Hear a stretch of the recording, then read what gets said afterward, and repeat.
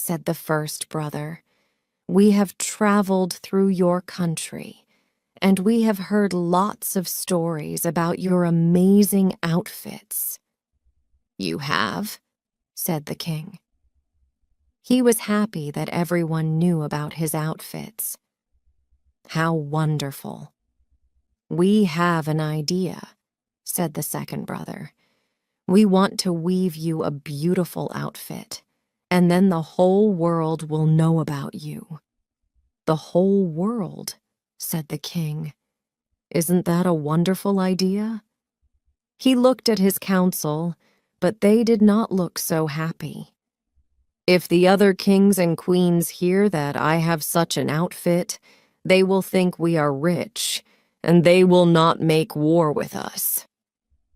"And it won't just be beautiful," said the first brother. "The clothes will be magic. Only people who are clever and good at their job will be able to see them." The king thought this was brilliant. His outfit would make him famous, and he would also know if his council were good at their jobs and who was clever. "We must start immediately," said the king. "What do you need to weave this wonderful outfit?" So the lying brothers asked for 2 bags of gold and a room to work in. There, they put 2 big machines and pretended to start working. They put the gold in their own bags, and they did not put anything in the machines. They moved their hands in the air and worked the machines. It made lots of noise, but of course, the machines were empty. They were only pretending. A few days later, the king was looking at clothes in his wardrobe, and then he had an idea. He could send his council to go and see how the weavers' work was going.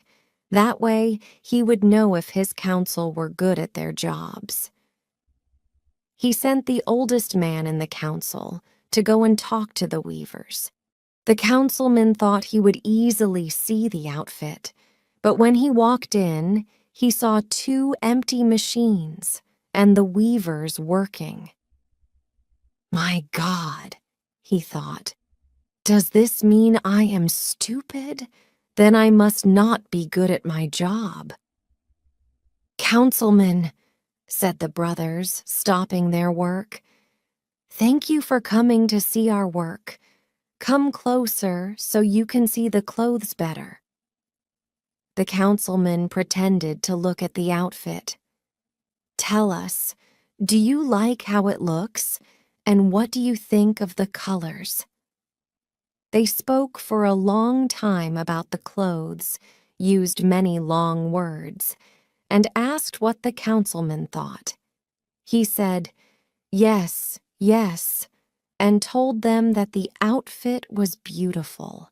He did not want them to think he was lying, so he asked for the names of the colors so that he could tell the king. "Oh, and before you go," said the brothers, "could we have more gold? We have used most of it already." So the councilman gave the message to the king, and the king gave more gold to the lying brothers, which they put in their own bags. The king was happy with the oldest councilman, so a few days later he sent the youngest councilman.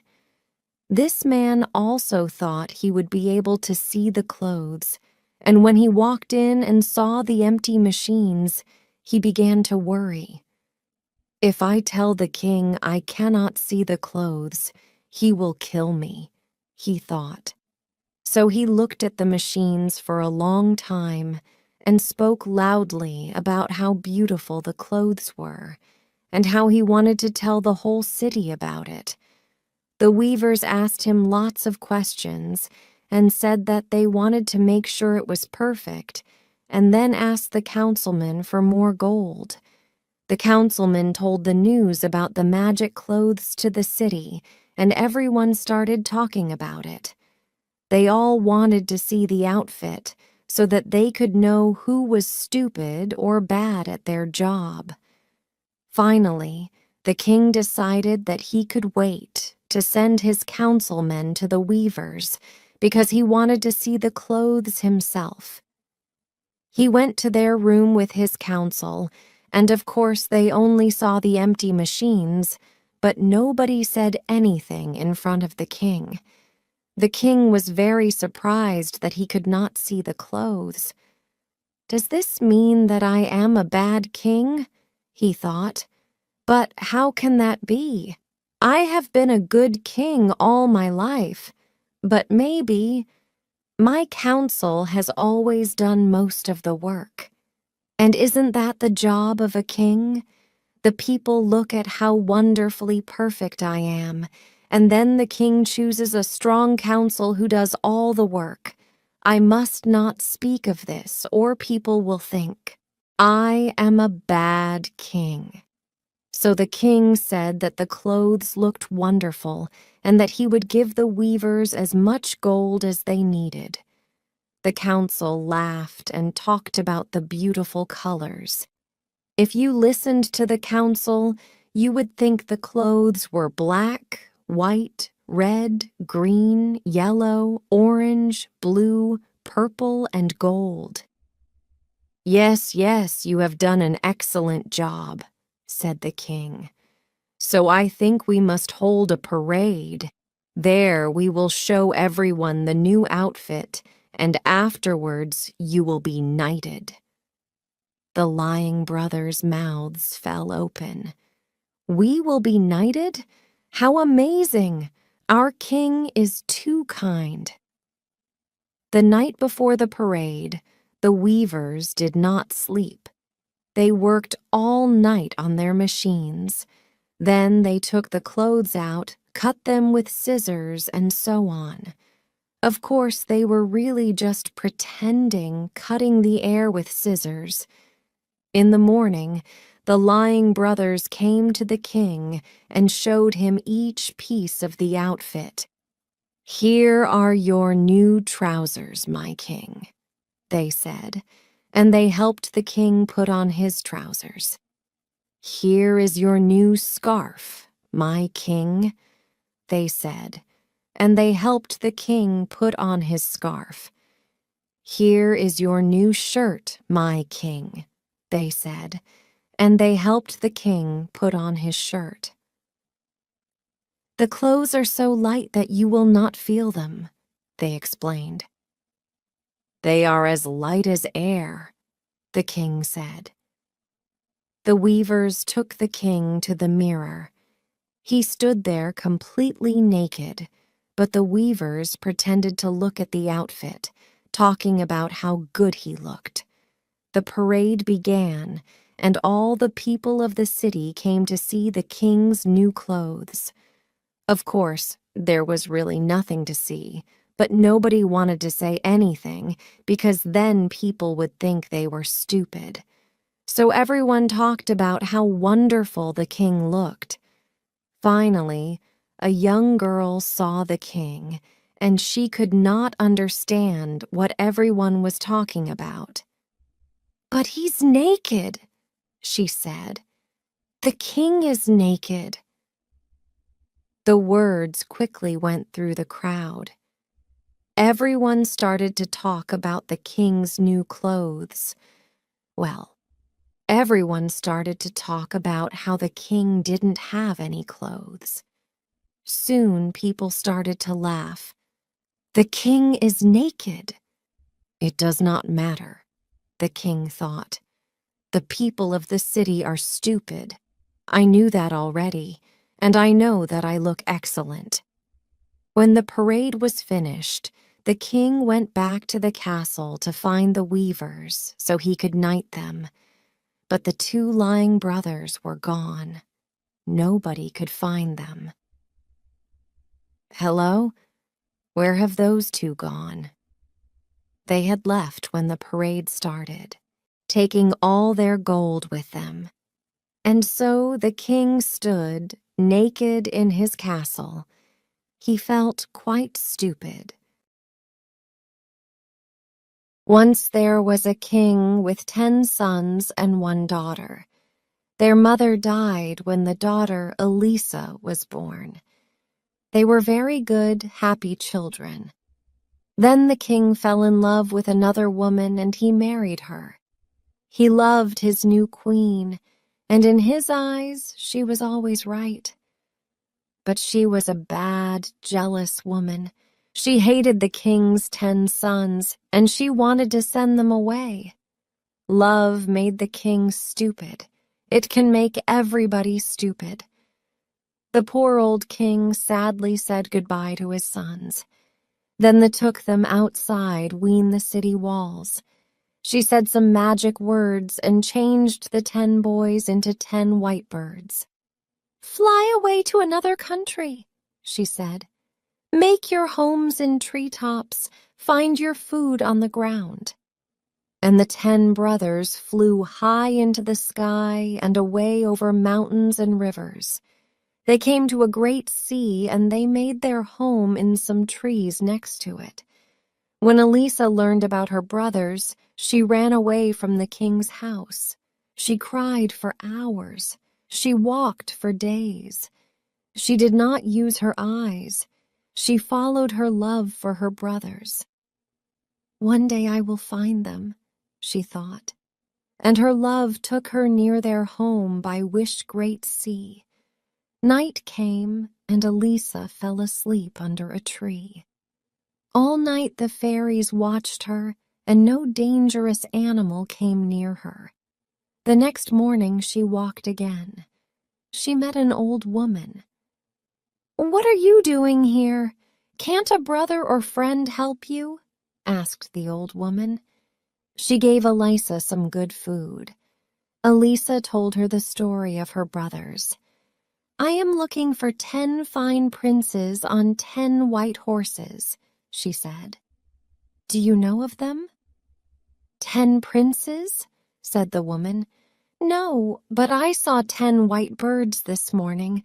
They had gold feet and jewels for eyes. Perhaps they were princes. They were by the river." She took Elisa to the river. Elisa followed the river to the great sea. She saw 10 fine white birds. Their gold feet and jewel eyes shone in the sun. All around her, Elisa saw beautiful trees.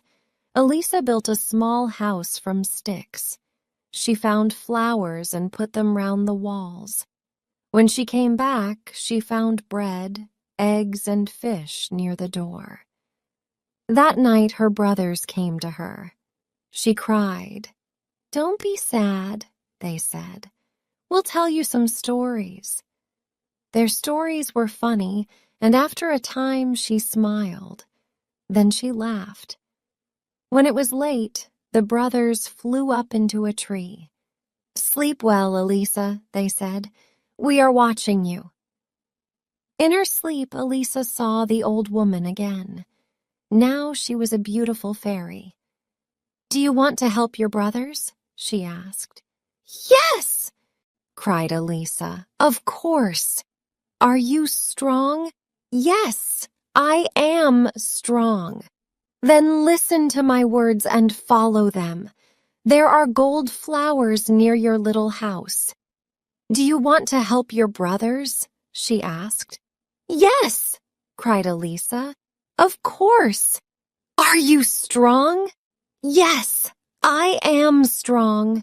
"Then listen to my words and follow them. There are gold flowers near your little house. Take some home and put them in water from the river. Wash them many times and then make them into coats. 10 coats of gold flowers, 1 for each brother. But remember these things. First, only you can make the coats. Second, you can only speak after you finish them. Don't speak before that or your brothers will die. Can you do these things?" "Yes," answered the princess in her sleep, and she woke up. She looked outside her door and saw the gold flowers. She followed the fairy's words and she worked all day. When the sun went down, her fingers hurt. Her brothers came that night, but she did not speak to them. "Why are you not speaking?" they asked. "Is this the work of a bad fairy?" She showed them her work. She made a picture of 10 coats on the ground with her finger. Then they understood. Her work was for them. She worked and worked. Her brothers watched her. After 2 or 3 weeks, 6 coats were ready. Then one day, when she was by the river, a dog suddenly appeared. It jumped at her. Then other dogs came. They made a noise and ran round her. A man came through the trees on a fine white horse with many men behind him. Elisa looked at this man and she loved him. "Who are you?" he asked her. "Nobody lives here. Where are you from?" Elisa could not answer him. "I am the king of a great country behind those mountains," he told her. "I often come here with my dogs and horses." He came every day and spoke to Elisa. They walked by the river and he told her about his life. He loved her and he wanted her to be his queen. But why did she not speak? She only spoke to him with her eyes. In the end, he asked her, "Will you be my queen?" Poor Elisa started to cry. She ran to the gold flowers.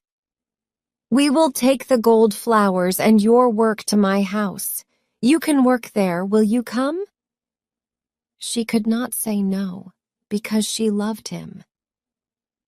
So Elisa and the king took the flowers and the coats. There were 8 now to his country. Her brothers were sad, but each day they flew high above the king's house. The king had a jealous younger brother. He wanted to be king, and he wanted his brother to die. When the king married, he was angry. "Now the king will have a son," he thought, "and I will never be king." The king could not see inside his jealous brother's head. Because he was good and kind, everybody was good and kind. One day, the king had to leave the city for many days. He had to visit an important king in another country. The queen stayed at home and worked on her coats. Now she had 9, but she had no more flowers. She looked everywhere for the gold flowers. Then she found some flowers in a bad place. The people of the city threw their dead animals there. "I cannot go there in daylight," thought the queen. "People will see me. They will not understand, and I cannot tell them." So she waited for night. Then she went out and got flowers. The king's younger brother saw the queen that night. He followed her and watched her. He waited the next night and followed her again. "Now, I have a plan," he thought. He followed her for 5 nights. The next night, he called the great men and women of the city to a place outside the city walls. "Why are we meeting in the dark?" they asked. "You will see," he answered. "You will learn something about your queen.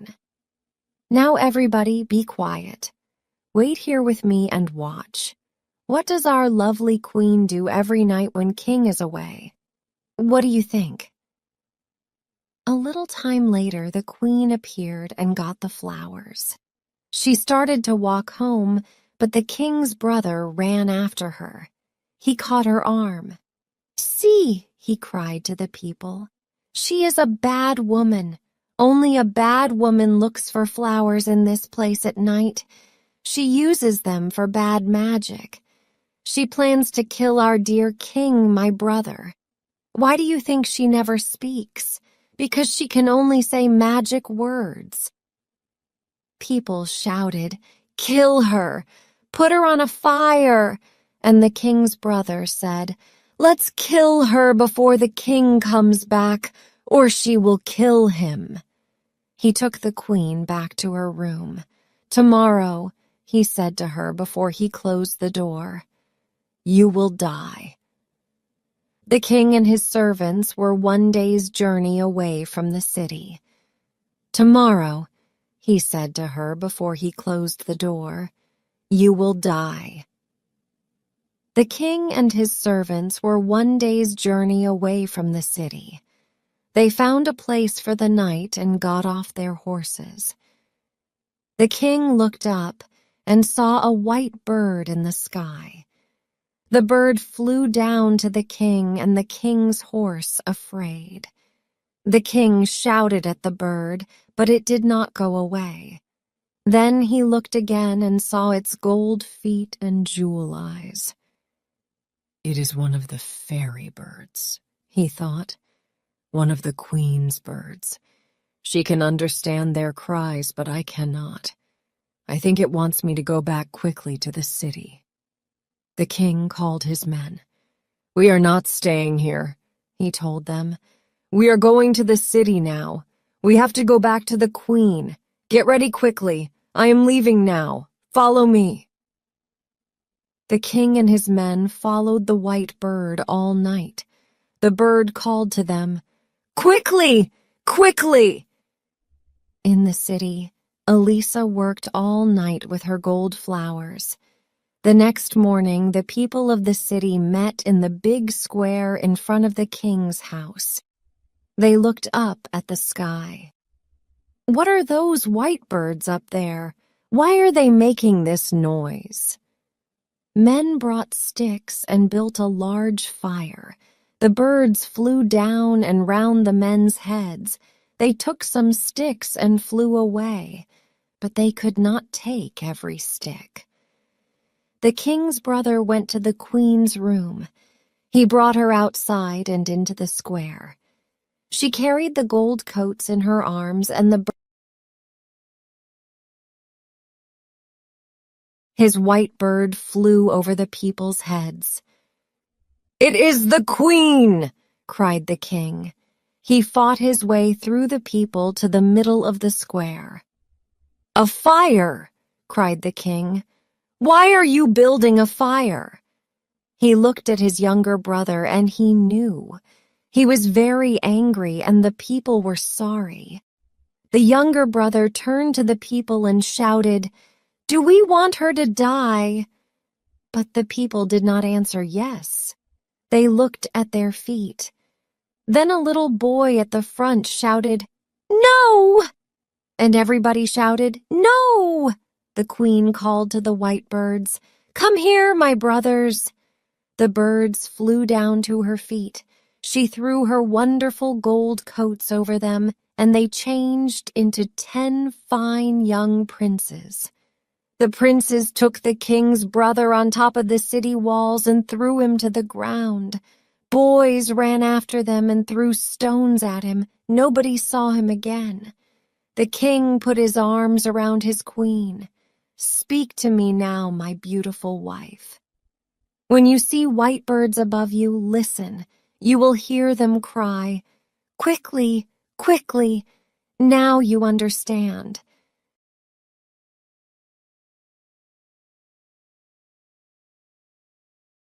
Welcome to Best English Stories. Please don't forget to subscribe my channel for more interesting and beautiful stories. Once, there was a king who worried a lot about how he looked.